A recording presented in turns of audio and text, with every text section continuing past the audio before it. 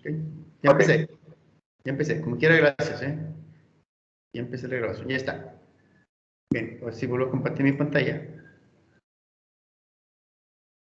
Recuerdan ustedes que empezamos y dijimos, vamos a unir dos elementos mecánicos, aluminio acero, con un perno X, Y, Z y tal característica de material, que está dado por la clase, ¿no? Con esa información, yo me fui a las tablas, encontré el área, encontré el SP y yo le apliqué un torque equivalente de tal valor, de tal magnitud, que con esa magnitud de torque lo llegaba al 90% de SP o al 75% de SP. Ese era el valor de precarga, dependiendo de cómo quieras tu unión. Y lo dejamos. Si el objetivo es nada más unir estos dos elementos mecánicos y después trabajen entre sí, pero que no existe una carga de operación externa, por ejemplo, voy a poner este dibujo en limpio, digamos, juntaron, no sé, partes de un puente y ese puente pues no hay nadie todavía, ¿no? O juntaron partes de una estructura de un, que estará bueno, de un rack, pero el rack pues tiene una carga estática y ya no va a haber problema, ¿no? O de una mesa y en esa mesa no le aplico carga, está bien, así lo dejo. Entonces la opción es unir, con la pura precarga es más que suficiente. Pero si yo después, este sistema va a entrar en trabajo, o sea, va a entrar en operación, ya cuando esté operativo, esté en operación,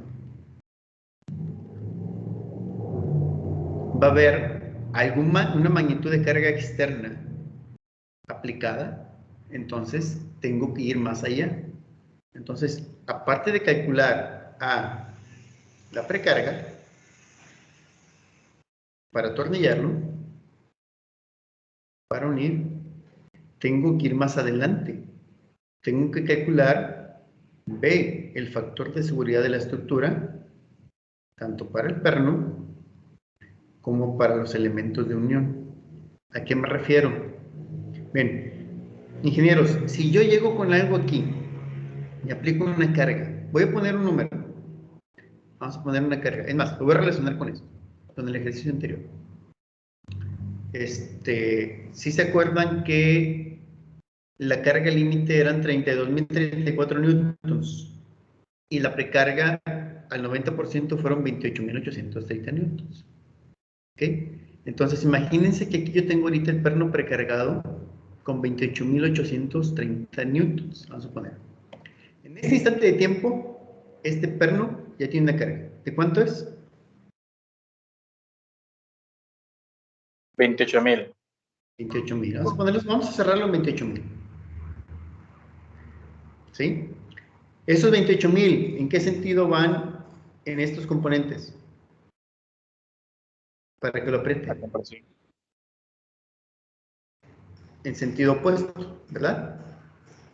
Bien, entonces estos 28.000 actúan en sentido opuesto en los elementos de unión. Aquí tenemos 28.000, pero en sentido opuesto. ¿Para qué? Para poder apretar los elementos de unión. Muy bien, perfecto. Ahora, ¿qué creen que pase? Si yo esto fuera parte de una brida o de cualquier tipo de componente mecánico y que por fuera le aplique una carga extra, voy a decir un número para que tenga sentido la explicación, que yo llego y le aplico, que estará bueno,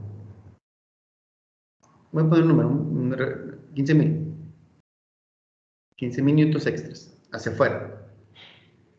Pregunta, ¿qué creen que pueda pasar? ¿Qué creen que le pueda pasar al perno? Va a tener más tensión y van a estar menos comprometidos los elementos. ¿Cuál es la carga límite en la cual puedo diseñar el perno? Está. 32,000. En 32.000, ¿verdad? Cerrémosla en 32.000. Muy bien. ¿Cuál es el gap que tengo yo entre 28.000 y la carga límite? 4,000. 4,000. Pregunta, ¿creen que parte de esos 15,000 puedan pasar una cantidad del perno y otra cantidad de los elementos de unión? Y que peligrosamente de ahí, por ejemplo, el perno tome 4,000 y llegue a la carga límite, o 5,000 y supere la carga límite. ¿Creen que pueda suceder? Sí. Es correcto, puede suceder. ¿Sí? Entonces, ¿qué tengo que cuidar? Que de esa carga externa se reparta de una forma que proteja el perno y proteja los elementos de unión. ¿Vamos bien? Ok, entonces aquí lo que tengo que hacer es buscar la forma de calcular ese modo de falla, porque la falla puede ser en el perno o en los elementos. Entonces, en el perno, pues es obvio, es ruptura en el perno, ¿no? Y en los elementos es que los elementos se separen, ¿vale? Una pregunta, ¿de qué valor tendría que ser la carga aquí interna, producto de esos 15,000, para que estos se separen? Aquí, miren, voy para acá, voy para acá. ¿Cuánto tendría que haber de fuerza interna en los elementos de unión para separarlos, para cancelar esa carga y separarlos? Más de 28,000, ¿no? P externa debe ser mayor o igual a 28,000. Pregunta, ¿cree que esos 15 le afecten? No, ¿verdad? ¿Y si aumento a 30,000, 40,000, 50,000? Ya, se pasó. Peligrosamente pueden cancelar esa fuerza de unión. En el perno todavía no sé. Entonces hay que averiguar qué está pasando ahí. Entonces lo que hago primero es un modelo mecánico del sistema. Como estamos hablando de sistemas elásticos, sistemas de deformación,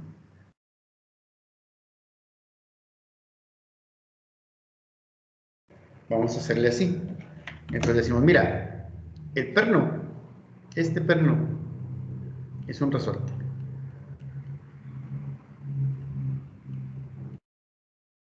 Estos elementos de unión es un elemento elástico de un elemento de la primera parte y otro elemento elástico de otra parte, K del material 1, K del material 2, pero a final de cuentas, si yo los conjunto, esas K de los materiales, puedo sacar un equivalente, K del material.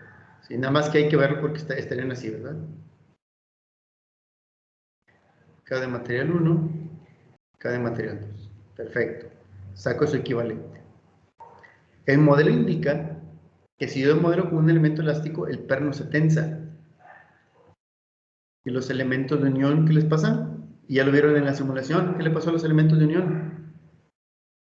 Se comprimen. Se comprimen. Bien, entonces ya juntamos eso en un modelo matemático. Cada vez que yo le doy vuelta aquí, el perno se tensa, esta pieza baja y se comprimen los elementos. Esta es la forma de modelarlo. Entonces tenemos la KB, es la rigidez del perno.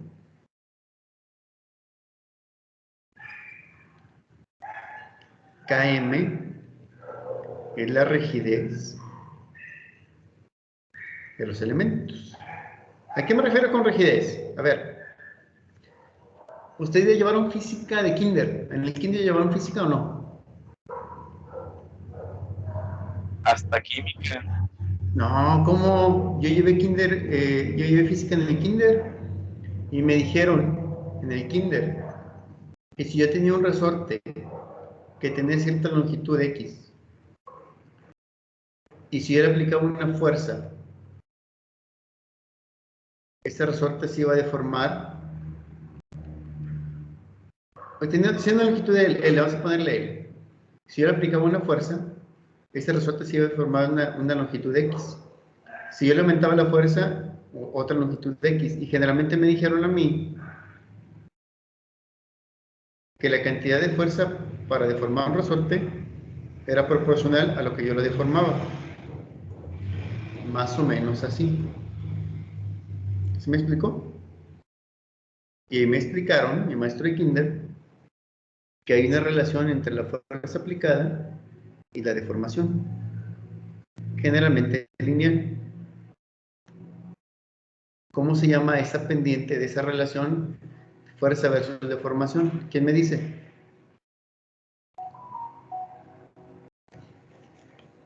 ¿Eso lo vieron en el kinder, ingenieros? Bueno, va a ser más buena onda. En la secundaria sí lo vieron. No. La K del resorte. ¿Qué era la K del resorte? La variación de la fuerza aplicada contra la deformación de... La deformación es una medida de la rigidez. ¿Qué tan rígido es? Bueno, esa medida de rigidez también se la podemos aplicar a este perno y estos elementos de unión. Aquí lo importante, pero es, me voy a ir a adelantar bastante. Noten aquí, la KB, ¿qué dijimos que era? Si alguien se acuerda. La rigidez del perno. Rigidez del perno. Vuelvo a poner aquí. ¿Qué tan rígido es el perno? La KM. ¿Qué tan rígido son los elementos? Y hay un valor que se llama, discúlpeme, constante de unión. Esa constante de unión es este cociente. La rigidez del perno entre la rigidez del perno más los elementos de unión. Es un indicativo, esto es muy importante, porque este valor me va a dar un indicativo del porciento de carga que habrá en el perno debido a la carga externa aplicada. ¿Me explico? Entonces, si yo aquí tengo, ¿cuánto tengo de perno? La carga aplicada ahorita con la precarga. El perno, ¿cuánto tengo? 28,000. 28,000. Esta era la precarga, ¿no? Cuando yo lo torqué. Cuando le aplico una carga P, pues le voy a agregar más carga. ¿Cuántos serían? 15,000. Pero de esos 15,000, solamente le afecta el valor C. Por ejemplo, si se me da igual a 0.1, ¿cuánto estaría tomando el perno de esos 15,000? ¿Me explico? 1500, ¿verdad?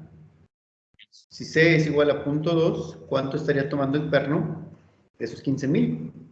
3,000. ¿Qué debo de cuidar aquí?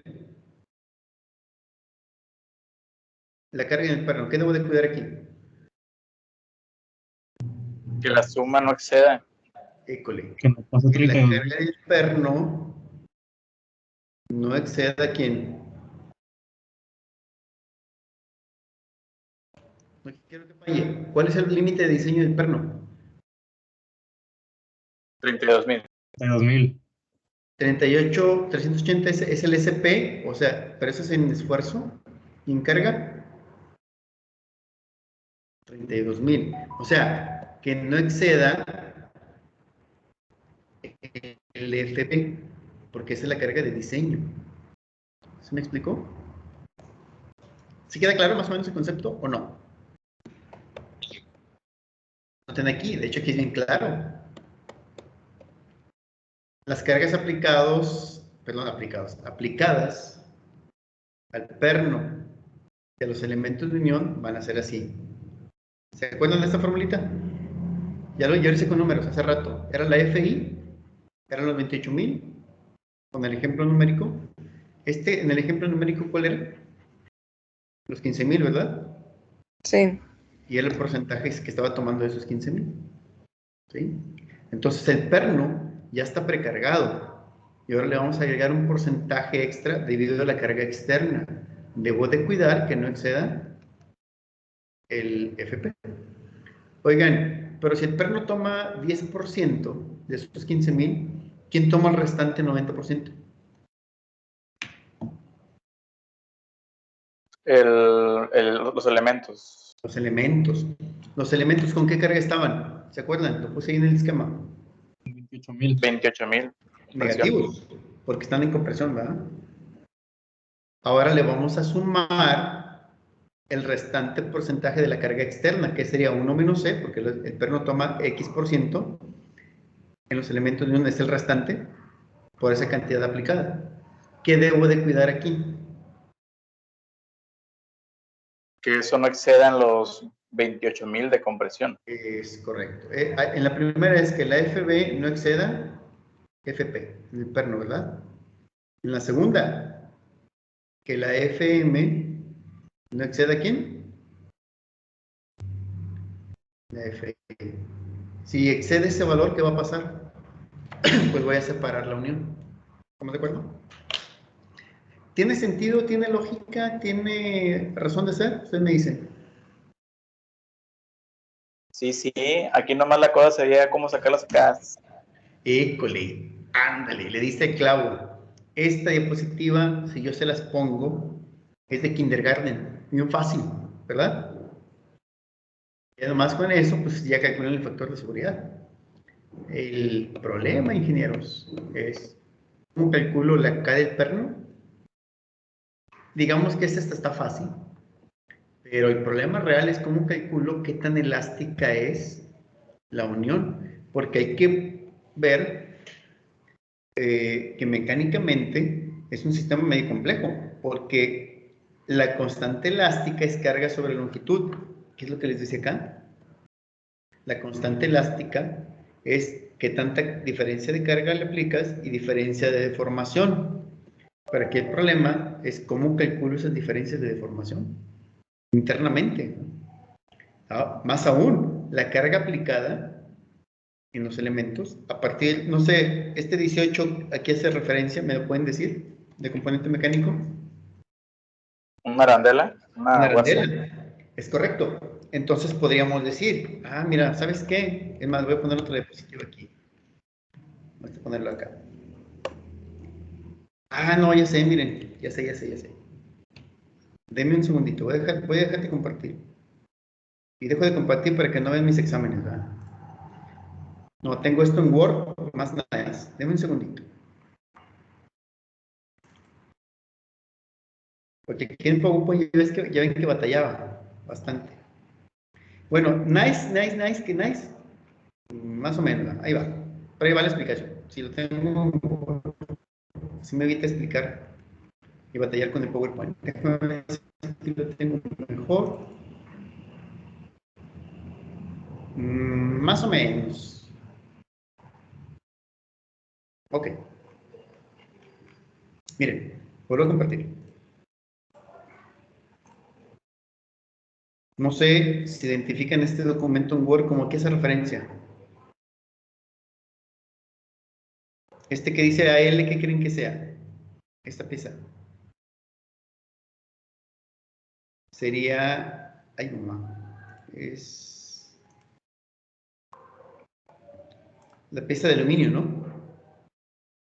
¿Y por qué la empiezo? ¿Por qué empiezo este dibujito en color negro? No sé si se alcanza a ver aquí. Unas líneas en color negro en diagonal. Bien, les explico acá. Yo estoy aplicando carga de compresión aquí, ¿verdad? En el aluminio. Y está la arandela. Aquí está más o menos el dibujo. Aquí está la arandela. Aquí. ¿Sí la ven? Alguien diría, ¿sabes qué? Mira, cuando yo torqueo, genero presión de la arandela hacia abajo, así parejita, como si fuera un cilindro hueco, porque acuérdense que por dentro está el agujero del perno, ¿verdad?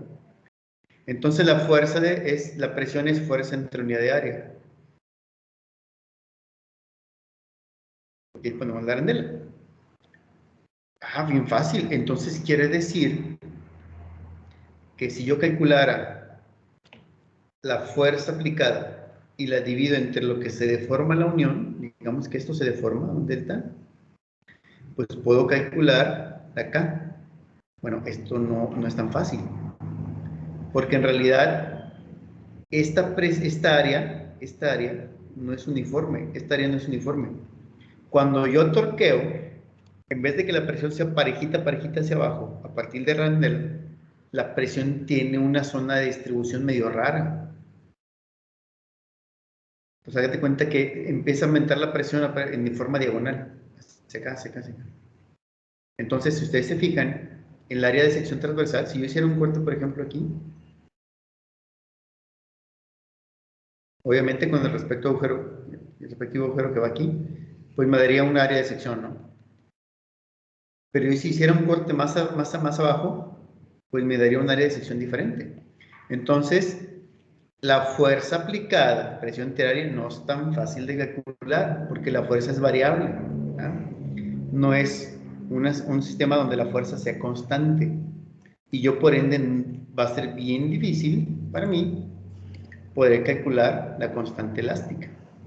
Porque esta F es bien, o esta F es completamente lineal, o sea, no tiene un valor fijo, va variando conforme va aumentando en posición la estructura. Entonces quiere decir que yo tengo que buscar una forma de calcular eso que tome en cuenta esa variabilidad. Ah, entonces una persona que no tenía nada que hacer y que estaba haciendo una tesis de doctorado, y dijo, mira, yo más o menos hice algunos experimentos y debido a esa variación de zona de presión, te puedo decir que la constante elástica para algún punto específico o para alguna zona en específica está dada por esta ecuación. Ah, ¿eso qué es? Ah, bueno, dijo, mira, tú tienes una zona de compresión que varía lateralmente, entonces ya no es una zona continua. Si tú conoces el material con el que está hecho, o sea, el módulo elástico, si tú conoces el diámetro más grande de esa sección, se llama sección troncocónica, conoces el diámetro interno porque ese a final de cuentas es un hueco, te va a dar el área, y conoces qué tan alta es, puedo decirte más o menos cómo calcular la K de esa pequeña partecita. Ah, entonces quiere decir que esa pequeña partecita, esta zona de presión completa, yo la puedo dividir en K1, K2, K3, aíslo el dibujo. De ese dibujo yo digo de qué material está hecho, el diámetro interno, el diámetro más ancho, perdón, y la altura. Y puedo calcular la K de cada una de sus secciones. De tal forma que yo al final tendría K de 1, K de 2, K de 3, K de N, están en serie, y al final obtengo un elemento elástico equivalente, Kn equivalente. Pero sí, hay que aplicar esta ecuación para cada subsección, ¿sí? Ahora dirían, perfecto, yo la aplico en este ejercicio y solamente voy a tener 2K, la de la parte del aluminio y la parte del acero. No, esos valores de K, la persona que hizo esta demostración teórica dijo que esa sección de variación de presión tiene un contorno simétrico. ¿A qué me refiero con un contorno simétrico? De la altura total, hay una variación a un ángulo de 30 de presión. Exactamente a la mitad de la unión se revierte y va hacia la otra arandela. Es simétrico geométricamente. Entonces el problema aquí, por ejemplo, si ustedes se fijan, este ejercicio está intencionalmente dirigido a explicar esto. Si el aluminio tiene 35 de alto y el acero 25, pregunta, ¿esa variación es simétrica en los elementos? ¿O hay un pequeño gap? Entonces, si ustedes se fijan, la simetría se da ¿a qué distancia? ¿Cuánto mide de aquí? A los 30, es correcto. Quiere decir que la simetría se va a dar a los 30. Entonces, esto va a variar la presión, llega a los 30 y se regresa. Hay un pequeño problema. ¿Cuál es el pequeño problema? Que esa diferencia me divide el aluminio en dos partes. Una antes de los 30 y una después de los 30. Entonces yo tengo que dividir también en tantas Ks, dependiendo si hay cambios de material o cambios de orientación de este cono de presión. ¿Ah? Por ejemplo aquí, Aquí está el cambio de orientación. A pesar de que este es aluminio y aluminio, tengo que partir en 2. Tengo que calcular entonces K1, K2 y K3. ¿Explico? Es lo que les puse aquí en el documento de Word. Yo tengo que dividir esa zona de compresión, tantos cambios de dirección existan de la zona troncocónica, porque es simétrica, o cambios de material existan. Entonces, a cada una hay que sacarle su dibujito, ver de qué material está hecho, qué diámetros tiene y qué altura tiene, y calcular su K. Al final, vamos a hacer el cálculo de todas, de la 1, de la 2, de la 3, de la 4 y todo eso, ¿no? Bien. Entonces, como bien lo dijeron por ahí, ¿qué era lo más difícil? La K.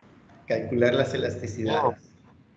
Todo lo demás es trivial, pero ahí lo que nos metió la bronca fue las elasticidades. Calculo las elasticidades, calculo el coeficiente de unión y ya sé cuánta carga externa va a dar el perno, cuánta carga externa va a dar los elementos de unión y así calculo el factor de seguridad. Pero hay que hacer todo el proceso, ¿verdad? Bien, eso lo vamos a ver la próxima sesión para que no se traumen ahorita, ¿verdad? Dejo de grabar.